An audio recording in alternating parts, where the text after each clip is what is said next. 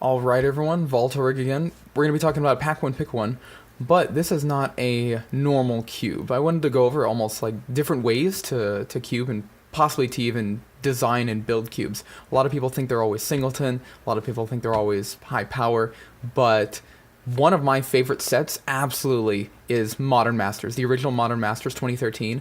It's so amazing the depth and complexity that they had in all of the different archetypes, the way that you could basically, like, new people could come over and they could say, oh, I'm gonna go red white giants, and that'd work. And they can go like, I'm gonna go blue black fairies, and that would work. But then you could find the weird things in between that aren't really archetypes, aren't really decks, but you could use the cards to make something completely different. You could do a Black Cloud, what was it? Dark Cloud, Death Cloud.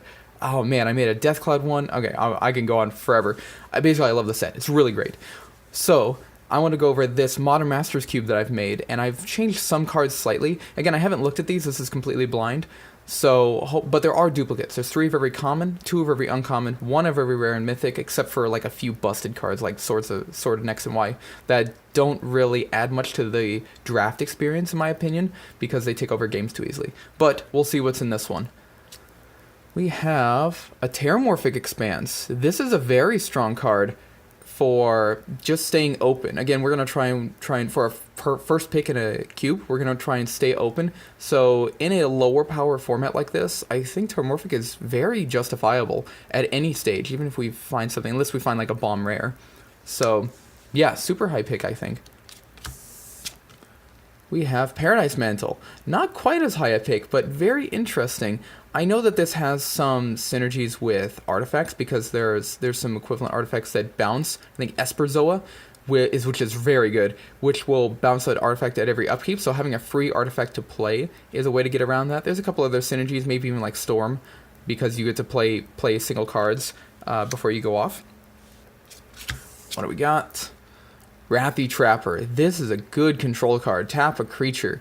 This is such a strong effect that they don't even like. They print it pretty rarely. I think there was one in Amonkhet, but they don't often print things that'll tap creatures for so cheap, and especially not in black. This is a color shifted version of the white card that does this, but it's a rebel, and rebels are super important. So this is first pickable because it basically says destroy target creature as long as it's tapped. So that's something to reckon with. Oh, this is a card that I added here. Delay. Counter target spell, and then you basically suspend it. So it's not a perfect counter spell, but it is cheap. It's 1 and a blue. So sometimes that's just good enough. And there are a lot of ways to, I'm sure there's a lot of ways to fit it into a deck, but I think that's a pretty low for a first pick. I wouldn't pick something like that as a first pick. The basic land cycler, yes. Often you'll basic land cycling, but occasionally you'll just pay 7 mana and kill your opponent. So, very good option if you're trying to go into black. I'm not sure if we want to go into black in our first pick, though. Golgari Grave-Troll. Man, this guy destroys any kind of, I mean, you just got Dredge in a lot of constructed formats. So, but Dredge is actually pretty hard, in my experience, to get going in a cube draft. So I would be wary about first picking him. He is strong. He can just dredge himself, dredge himself. When he dies, he dredges again. And now he's got a ton of counters on him. You just play him for value rather than playing him in a, quote, dredge deck. So that's an interesting way to play it, but I don't know if he's super high. I'm kind of iffy on him. Let's see. Saltfield Recluse, 3 mana, 1/2. Target creature is -2/-. Really good role player in the Rebels deck. They're gonna basically want to slow down the game. That's why we also have the Trapper over there. So again, not a high pick, but the fact that it can go in the Rebels deck, we might wheel it if we try and pick like one of those Rebels. Careful Consideration. So you draw 4 cards, then discard 3 cards. But if you cast it as sorcery, you draw 4 and discard 2 cards. Just a value card. It depends. Some decks want this, some decks don't. It's pretty narrow. Because not every deck wants it. Probably not going to first pick it. But again, solid role player for the value generation blue decks.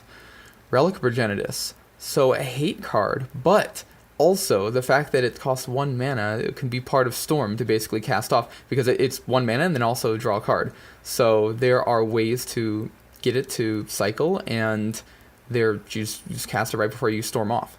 So Relic has a lot of uses. Some people don't like sideboard cards in sets or in cubes, but sideboard cards sometimes have benefit outside of sideboards. So I would put this in. There are some decks that I would put this in that aren't necessarily trying to hate on graveyard cards.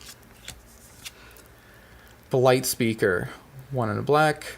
Tap to terribly loses 1 life, but 4 and tap to search a library for a rebel permanent with CMC 3 or less and put it onto the battlefield. This is the kind of card that I could see first picking. This is such a powerful effect to tutor up a card and immediately put it into play, especially because you've got changelings that are in this set. And so changelings you can all tutor up. So it turns into 4 mana and tap him to tutor up a creature, put it into play for every single turn after you play him. He's super powerful. This is my new first pick right now. If I was going to pick anything previously, it has been changed to Blightspeaker. Etched Oracle, Sunburst, basically the Sunburst deck. So that is an archetype as well, playing all the colors and playing Vivids and stuff like that to fix your mana in any way that you need. I'm not sure if I'm going to first pick this. Again, it's a very strong. I mean, target player draws 3 cards is not text you often see. That's like Power 9 level stuff, but we'll see. We'll see if we can make that happen. We have Scarscale Ritual. This is a card that I put in instead of, I think it was Perilous Research, which said sack a permanent. I'm actually going to take this back out and put in Perilous Research because I realized Perilous Research was the same thing, 1 and a blue for, I think, an instant to sack a permanent and draw 2 cards. And I just I just think that this is the same because the mana cost is blue-black, and it's -1/-1 on a creature. You're going to sack a creature, right? You're going to maybe sack a land sometimes. But the Perilous Research, it can sack Dakmor Salvages, the land that dredges, and then immediately dredge off it. So I think this was a mistake to put this in. I'm going to go put Perilous Research back in. But either way, this card is pretty neat in that if you have a creature that has 2 toughness, you basically get to draw 2 cards for 2 mana, which is pretty good. I'm not gonna first pick it again. One of those role players. Eternal Witness. This is not a role player. This is just a draw card. It is a draw card that you've played previously this game. That's kind of how I look at this. So it's pretty good. I'm not gonna try and play this in anything. I'm not gonna be like, oh yeah, I'm dredged, so I'm gonna play Eternal Witness. No. I'm just gonna play this as the pure value card it is and draw a card in addition to getting a body. And I don't think there's any flicker effects or anything, so yeah, just a solid card. What else we got? Blinding Beam. Tap things, they don't untap. Entwine. Right, so you can pay 4 mana to tap 2 things and they don't untap. This is a pretty niche. This is kind of like a combat trick almost. You're kind of like, oh, I'm going to cancel your combat trick, I'm going to fog you or something. But you can also use it offensively to just straight up kill your opponent if you're being the offensive, like, white weenie route, in that you pay 4 mana on your turn, tap their 2 blockers, and then they don't, and then you swing, and then next turn they still don't untap, and then you swing again, and hopefully you kill them. So that's the use of Blinding Beam. Pretty low pick. These kind of niche things are generally last picks, and that's why the deck archetypes that want them really get them. And Sanctum Gargoyle. 5 mana. Enters the battlefield, return target artifact card from your graveyard to your hand. So it's another E-Witness, but only for artifact cards. But also it's a 4 mana 2/3 flying. Like don't forget that 4 mana 2/3 flying, which is very respectable body for this. I mean, for this mana cost in this power level. I mean, if you've seen the cards over here, I mean, that's probably like one of the best creatures. Look at it, we got 1 power over here, we got 1 power. These are all pretty small creatures. But this guy being 2 power and flying is a huge deal even at 4 mana. You got to think of this set more of like a limited set. It's much more similar to opening packs and trying to draft this versus a cube where you're like, I'm just playing busted things all day long. So out of this, I think hands down it's Blightspeaker. I really think that this card does so much work. Like, you don't have, it's not even that you draw it to your hand, you still have to cast it. It straight up puts it into play at instant speed. And there is a Rebel enchantment, so that's the equivalent of like pacifism. And you can put that, if you get that later, you can put that onto a creature at instant speed on your opponent's turn, which is pretty nuts. So yeah, I'm really high on Blightspeaker. If I were to go deep on something, let's say the volatile pick, the crazy pick is going to be Golgari Grave-Troll, and then like Force Dredge. because, you know, Dredge just gets there sometimes, and this is just a huge, crazy body. You can make this guy do some stuff. So, that's all I got. Thanks so much for joining me. I'll see you guys later.